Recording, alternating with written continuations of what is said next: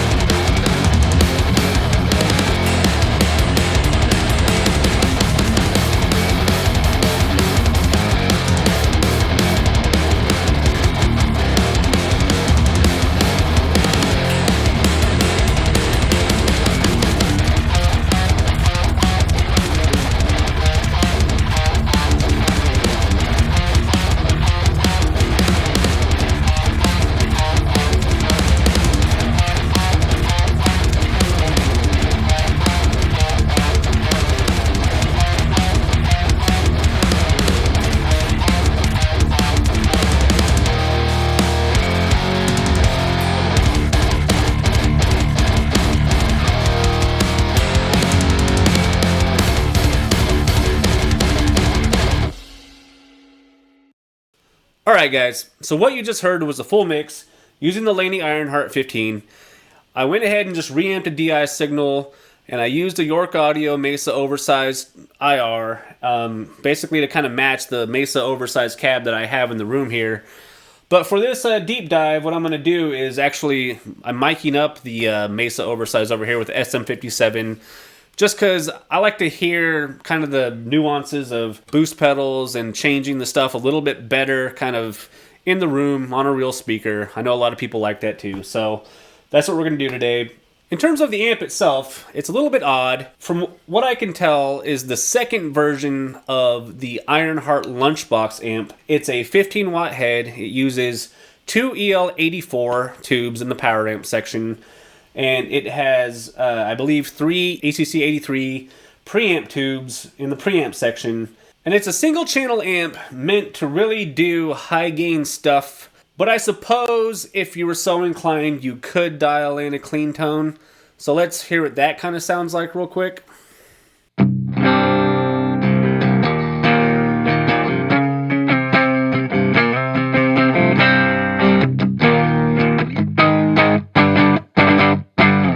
Alright, so enough of that. Yeah, it can clean up pretty well. To get a clean tone though, you really do have to manipulate the presence and resonance of the power section, and you even have to basically turn the drive all the way down, but it does help to engage the pre-boost. Now, we're going to get into what all that means here in a second. So one of the cool things about this amp that has nothing to do with the tone is the fact that it comes pre-installed with these red LEDs that light up the inside of the amp. It just always looks cool. The other thing that's kind of cool about this amp is it comes with two inputs, one of which is a 15 watt full power input, and then one of which is a 1 watt input that severely reduces the power, and you can basically run this as kind of a, at-home apartment. It gets really quiet and allows you to really push the volume up to where you get a little bit more of that tube saturation without blowing out your neighbors or completely pissing off the neighborhood with a really loud amp. Aside from that, it's a really simple design. It's the single channel, volume, treble, middle, bass, and a drive. The drive is basically your gain.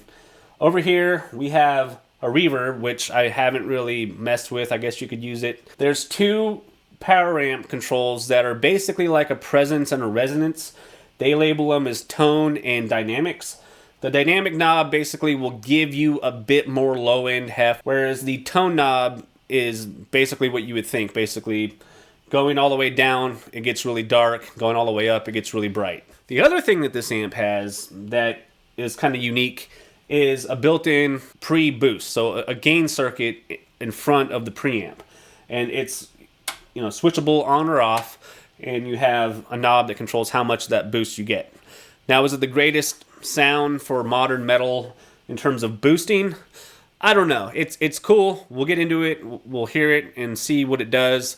But my upfront opinion on it is it's okay. It gives you a little bit of extra. But we're still going to use some of these other boost pedals to kind of push the amp a little bit and give it a little bit more grit. And so what I'm running right now is my Epiphone Prophecy with the Fishman Moderns. And I have 3 of my basically favorite boost pedals. You know, if you didn't see my last video, I'll link it up here. I went through 8 different boost pedals, 8 different overdrive pedals used as boosts. And these 3 were my favorite out of the 8 that I did. And basically because these 3 are the most all-around kind of easy to dial in and, you know, can kind of do the whole shebang. The SD1 is just good on any amp. The Plumes was like basically taking this SD1 and kind of kicking it up a notch. And then the Electric Eye Mudkiller is really something that you can dial in to give you a very tight percussive sound. So first up, let's just hear the amp with no boost. I'm just running the volume at an acceptable level going into the interface, and everything EQ-wise is at noon or in the middle.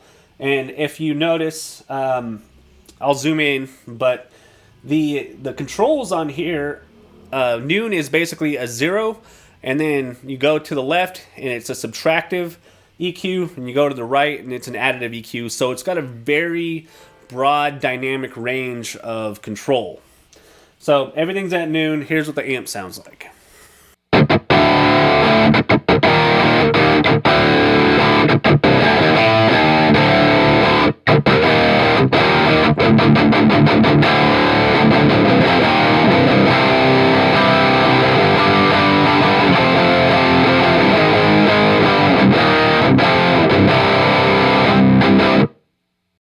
So right off the bat, I think you can tell you got a pretty good foundation for high gain tones here.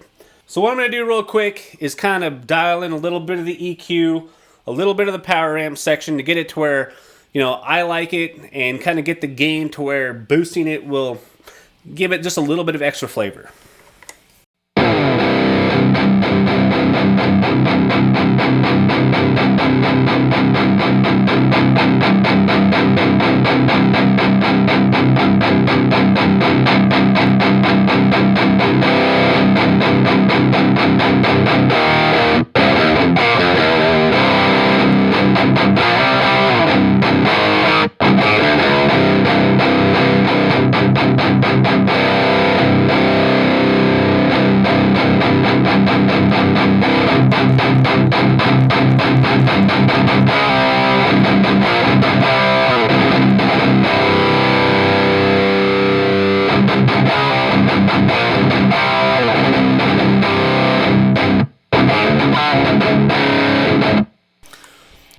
Okay, yeah, I think that sounds pretty good. I think it's got a really good bite to it. I increased the presence up a bit. I gave it a little bit more resonance using that dynamic control. It could probably go a little bit harder on that, given that it's only 15 watts. It doesn't really fill out the low end as like some of these other amps will, you know, on this 412 cabinet, but it does a pretty good job. Beyond that, I just bumped the treble and the mids up, you know, about 2 degrees on the EQ. And then I pulled the drive up to 7, kept the bass in the middle, and so that's where we're at. So let's see what it sounds like with the pre-boost engaged.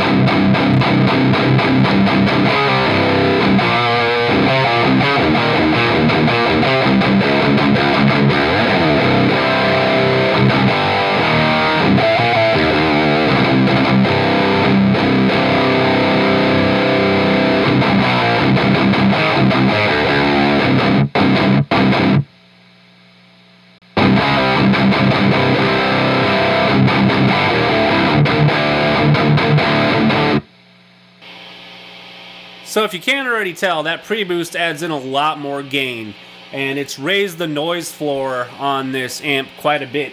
even with my noise suppressor engaged, there's still quite a bit of white noise coming in through the speaker, and that's all based on the gain stage here. Yeah, so if I switch it off, that noise floor goes away. But what the pre-boost kind of does for this amp is it kind of gives that kind of low mid-range and some of those kind of overtones a little bit more crispy bite. It's cool. I don't know if it's my favorite way to necessarily push this amp, but, you know, having it is kind of a nice, you know, tool. So let's move on to using these other pedals to kind of shape the tone a little bit more. So starting off with the Plumes.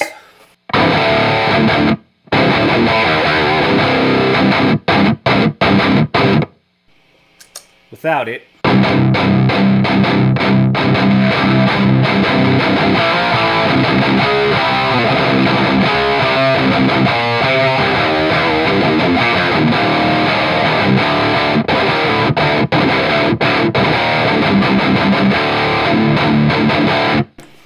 And because that kind of cuts out some of that low end kind of woof, I might even add in a little bit more of that dynamic control just to give it a little bit more low end in the room. I'm going to turn up the presence a little bit. I don't really like to tack out the tone on the Plumes. It gets a little bit bitey, especially on mode 2. Mode 2 is just a wide open boost sound. So, like, if you were to push the level all the way up, you get a really obnoxious kind of like weird sound. So I don't really like that. I kind of scale it back, keep the tone about, you know, 3 o'clock, levels about 1 o'clock, and the gains all the way down. And I just think the Plumes is, like, overall probably the best pedal you can get for the money. It's only 99 bucks.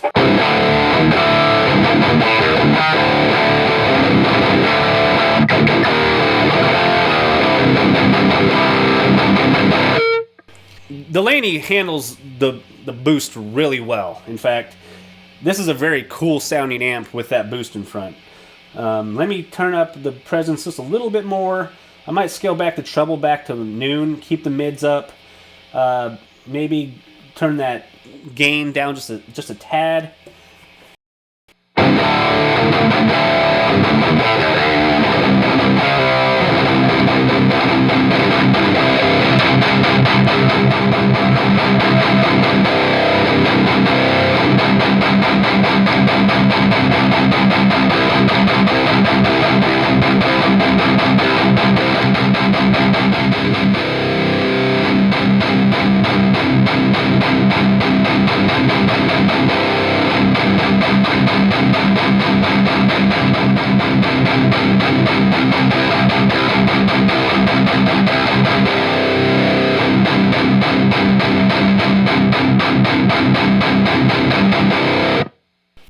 Actually, I might like the mids dialed back just a hair on it. It just kind of cleans up some of that filth on that top end mids. You know, typically I like to push the mids, but on this amp, I think just a slight cut in the mids actually does a little bit better.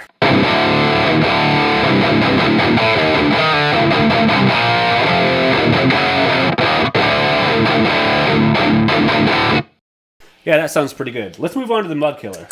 So the Mudkiller, as its name implies, really is meant to really clean up low end and kind of give you more of that genty kind of top end bite. But that doesn't mean that you have to completely use it like that. If I want to get it more in that realm, I can, and this is what it sounds like.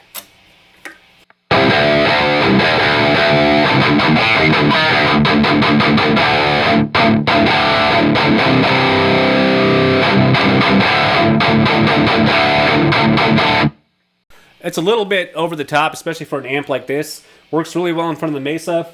So scaling back the Mudkiller, effect down a little bit. You just want to tighten the low end. You don't really want to cut out too much.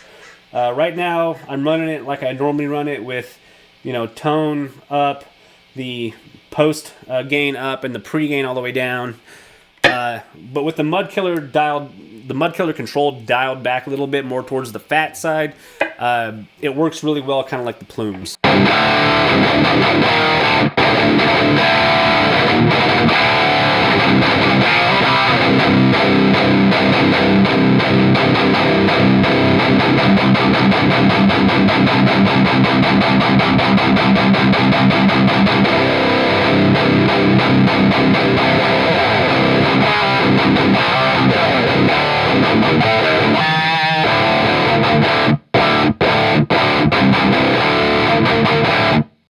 On an amp that's already tight, I went ahead and pulled the tone on the Mudkiller back just a little bit. It does seem to be a little bit over the top for an amp that only has 15 watts and doesn't really have a massive low end. But as it is, sounds pretty good. I would definitely use it.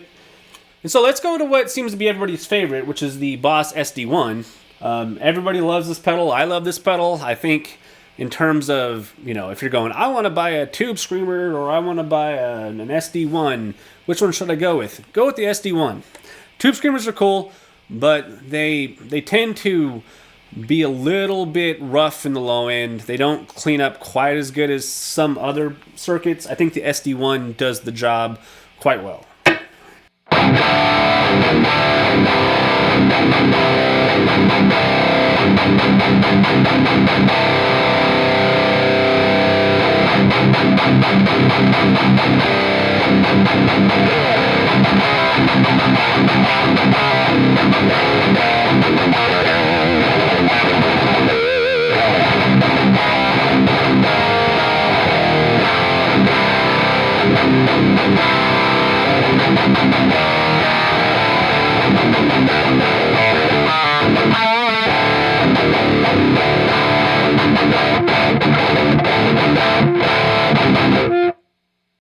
So with the SD1, I find that pulling this gain back just a little bit on the amp itself and giving a little bit of a boost to that drive knob actually fills it out a little bit more and gives it just a little bit more push. I really like it set like this, although pushing the drive up will make the signal chain a bit more noisy. So just be aware of that when you're using your noise suppressor.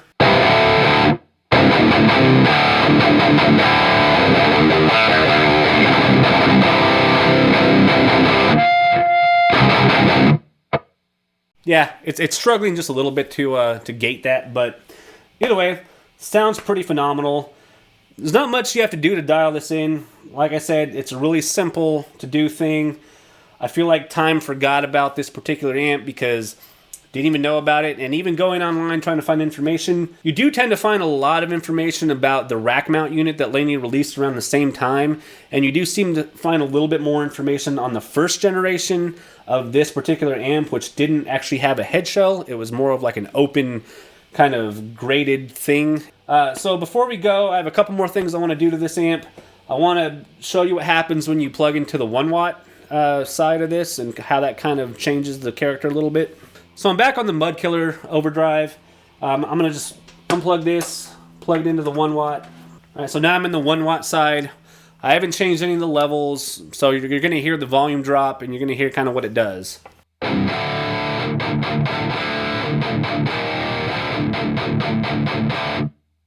All right, so massive volume drop, like definitely more geared towards playing in the house. But, you push the volume up, it still gets pretty loud.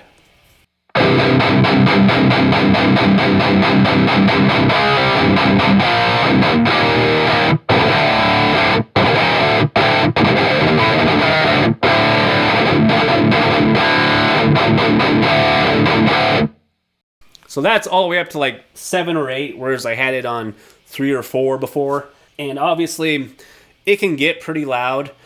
And in doing so, you get a bit more of that like full spectrum, just tonal sound. It's not lacking in anything. And it sounds really good on that mode. And so the last thing I want to do is pull out a different guitar that's more djenty or more, low tuned, meant for that kind of style. Because this is basically just a smaller version of the big boy Ironheart, which is a very competent and very well crafted high gain amp. And so I want to see kind of how the modern sound, low tune sounds through this thing. I'm going to switch back over to the 15 watt setting and I'll go grab that. Alright, so I pulled out my Ibanez RG multi-scale. It's tuned down to, I believe, drop G. So, not the lowest of the low, but pretty low. And so, let's just hear what this amp sounds like with this guitar. I've EQ'd it with a little bit more mid-range. The drive is about the same. I gave it a little bit more presence, scaled back the resonance a little bit. I'm running the Fishman Modern Voice 1.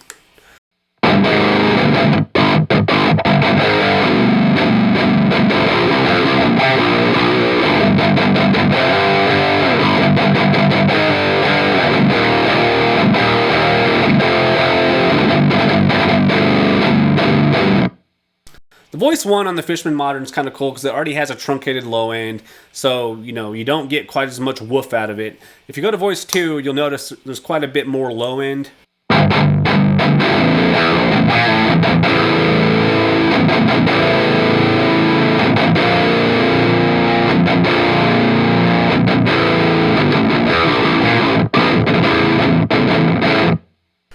But the one thing I like about Voice 2 is that top end and some of the output, or, it's an active pickup, so the output's consistent, but the perceived output of the pickup is just slightly lower, and when you're doing kind of more djenty modern riffs, that, little bit of lack of gain on the top end actually helps out a bit. So I'm going to keep it on Voice 2, because I do like having a little bit more of that low end, foundation. I'm going to go ahead and activate the Mudkiller, and we'll see what this thing does, full bore.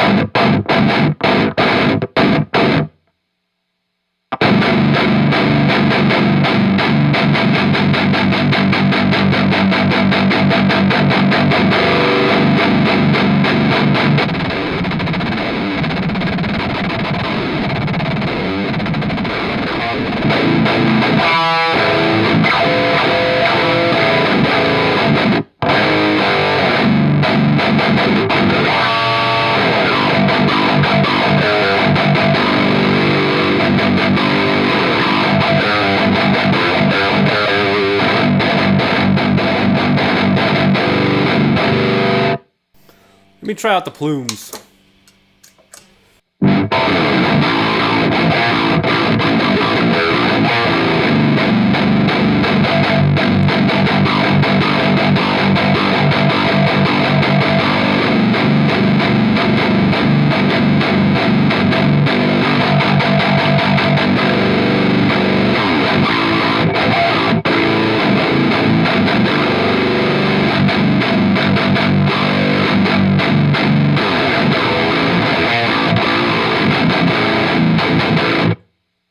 So one of the reasons I like the Mudkiller so much is kind of how it treats the mid-range, especially on low tuning.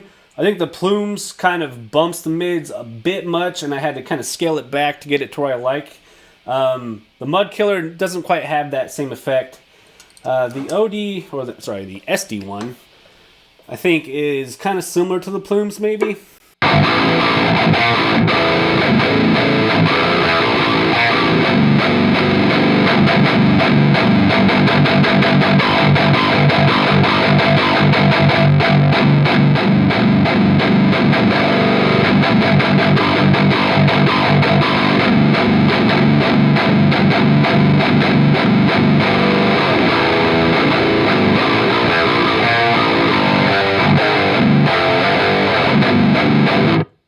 Actually, no. The SD1 kind of splits the difference between the two. Yeah, I like that a lot too. So the amp that time forgot, the amp that didn't even know was the thing until I saw it, and now I have it, and I'm pretty happy to have something that's a little bit lower powered, that sounds really good, really easy to dial in, a lot of good kind of tonal range.